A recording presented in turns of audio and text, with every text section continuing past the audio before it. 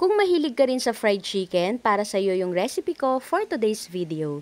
Dahil sigurado na pag ganito ang ginawa mong luto sa fried chicken, hindi ka nabibili sa labas. Ang crispy ng balat, ang juicy naman ng laman. Talagang malasang malasa. Partneran mo pa ng masarap na gravy, sigurado mapaparami ang kain mo dito. Gusto mo rin ba?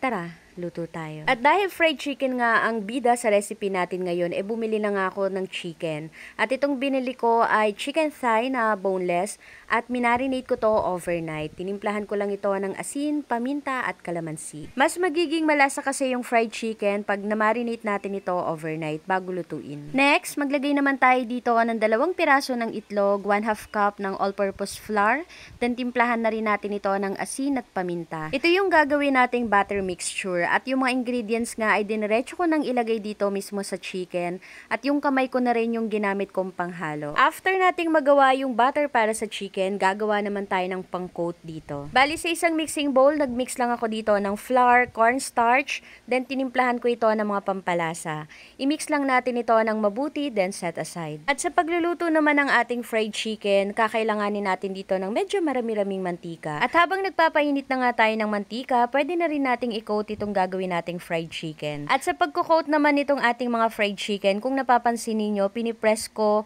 ng bahagya itong mga chicken para magkaroon siya ng parang kulubot style.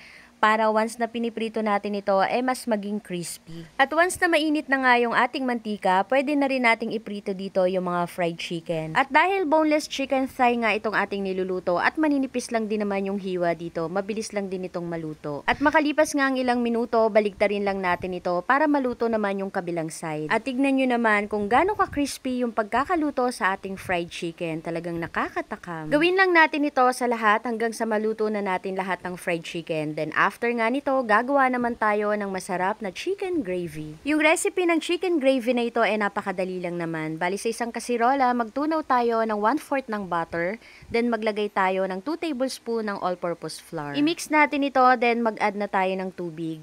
Then, timplahan na rin natin ito ng mga pampalasa. Nag-add ako ng 2 tablespoon ng soy sauce, kalahati ng chicken cube, asukal at paminta. Haluin natin ito hanggang sa kumulo, then ahunin na natin sa kalan. And ready to serve na ang ating napakasarap na fried chicken with gravy.